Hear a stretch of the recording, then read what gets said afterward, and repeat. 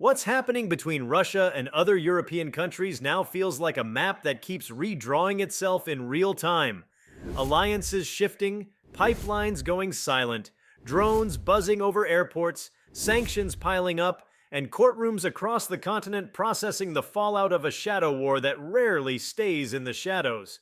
The daily rhythm is a mix of the obvious, the brutal war in Ukraine, and the granular, a buoy removed from a river here, a border shuttered there, a warehouse fire 1,000 kilometers away that prosecutors later tie to a foreign intelligence service. Together, these fragments form a single picture.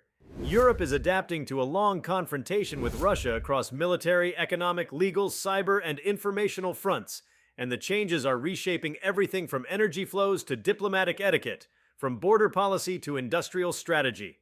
Before we start, smash the like and subscribe buttons for more updates. The strategic backdrop shifted decisively with NATO enlargement. Finland's entry in April 2023, followed by Sweden in March 2024, transformed the Baltic and High North from a patchwork of vulnerabilities into a more continuous NATO frontier, limiting Russia's ability to exploit gaps between allied territories and sea lanes.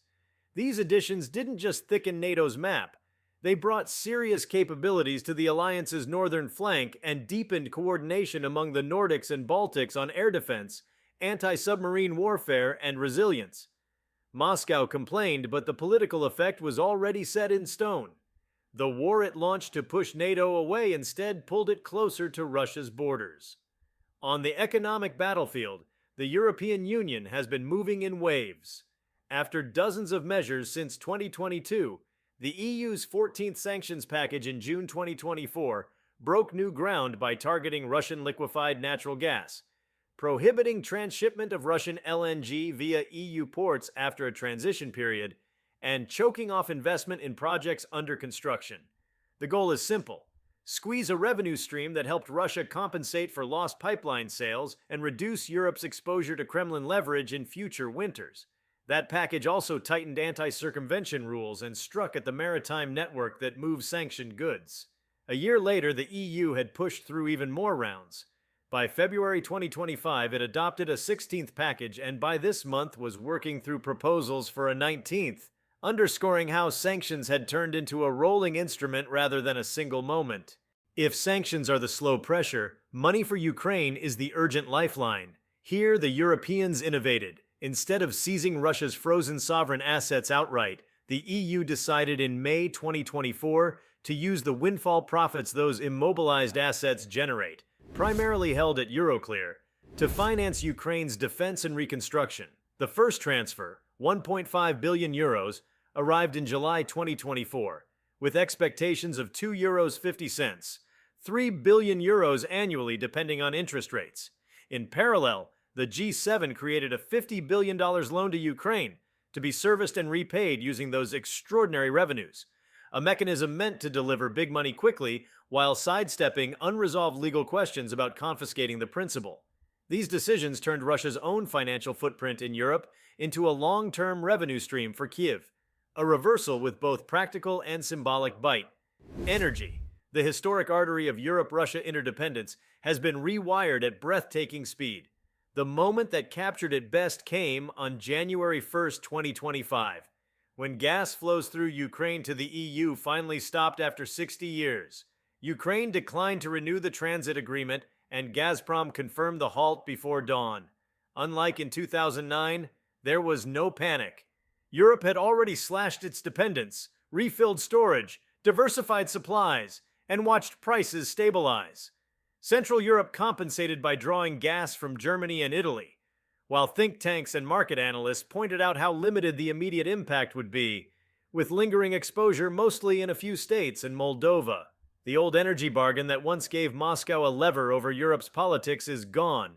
What remains are residual contracts, LNG flows rerouted by sanctions, and a German-led investigation still probing who blew up the Nord Stream pipelines back in 2022, after Sweden and Denmark closed their cases without naming culprits.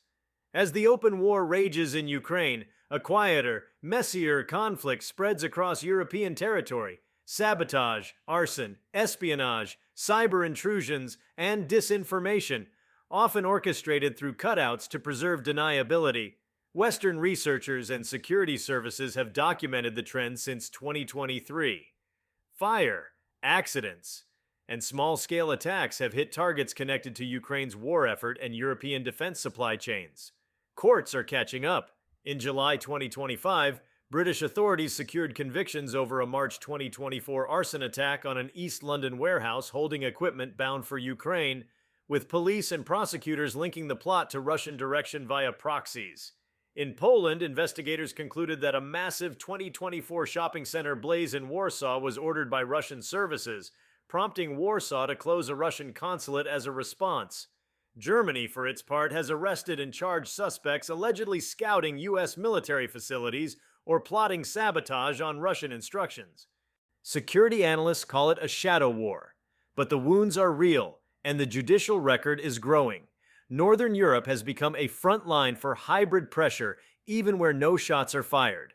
Finland, which endured a surge in irregular arrivals through Russia in late 2023, shut its eastern border and has kept crossings closed until further notice, citing national security. The policy reflects Helsinki's assessment that flows were being instrumented as a tool, not a coincidence. Across the Gulf of Finland, Estonia sparred with Russia over navigation buoys on the Narva River in May 2024.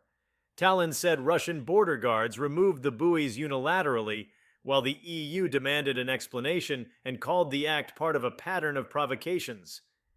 Such episodes sound trivial until you trace the pattern: nudges at border norms, tweaks to navigational markers, and bureaucratic pressure that, in aggregate, try to normalize the abnormal. Drones have brought hybrid pressure into public view. Denmark has faced repeated drone incursions near airports and military facilities, forcing temporary closures and stoking debate over whether to invoke NATO consultations. Even without definitive attribution, European officials read these events against a larger backdrop of Russian testing of defenses and nerves. In response, EU ministers discussed an Eastern drone wall concept to integrate detection and interception along the bloc's frontier, with fresh urgency this week as security incidents multiplied across Nordic and Baltic airspace. The idea isn't only hardware, it's a shift in mindset, pulling lessons from Ukraine's improvisational drone war into a continent-wide air defense architecture. The military arc of Europe's response has changed too.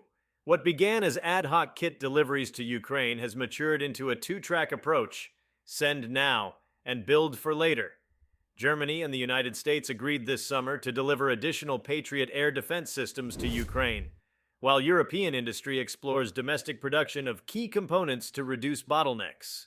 France has restarted production of Scalp Storm Shadow cruise missiles after a long pause, and a Czech-led initiative to scour global markets for 155 artillery shells has grown into one of Kiev's most consequential lifelines.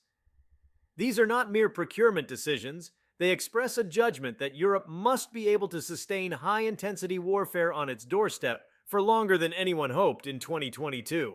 Politically, the EU and Ukraine deepened their bond with a formal security agreement in June 2024, signed on the margins of an EU summit in Brussels. The document captured a collective commitment from all 27 member states to long-term support, military, financial, and institutional, while Ukraine continues the grind of accession talks begun that month. It's an answer to Moscow's gamble that time and elections would fracture Europe's unity. Instead, even as the EU wrestles with the cost and complexity of support, it is embedding that support in law and long-term instruments. From asset profit transfers to multi-year aid and defense industrial policies. None of this means Europe speaks with a single voice. Hungary's Prime Minister Viktor Orbán has carved out a contrarian line, visiting Moscow in July 2024 during Budapest's EU Council presidency and selling the trip as a peace mission. EU leaders blasted the move as appeasement, exposing deep frustration with Budapest's foot-dragging on sanctions and Ukraine aid. Slovakia under Prime Minister Robert Fico has also bucked the mainstream, halting official military assistance to Ukraine and warning it would block sanctions seen as harming national interests, a stance that has sparked protests at home and tactical headaches in Brussels, where unanimity is often required. The story here is not that unity is fake. but that it is hard work, made harder by domestic politics, energy dependencies, and leaders who believe they can triangulate between Moscow and Brussels. Look farther south and you find Europe's periphery under intense pressure. Moldova, which opened EU accession talks alongside Ukraine, has spent the year fending off what it calls a hybrid war of interference. Authorities accuse Russia of funding disruptive actions and disinformation ahead of pivotal elections, and EU statements have condemned efforts to undermine Moldova's democratic processes. The Transnistrian question lurks in the background. In February 2024, figures in the Kremlin-aligned breakaway region publicly appealed for Moscow's protection, a signal that Chisinau and Brussels read as part of the broader coercion campaign. Moldova's trajectory matters because it ties Europe's enlargement, Russia's influence networks, and Ukraine's security into one knot. Meanwhile, the long aftershocks of the Nord Stream blasts continue to ripple. Denmark and Sweden closed their investigations in early 2024 without pinning the attack on specific actors, while Germany's probe remains open and has recently driven arrests beyond its borders.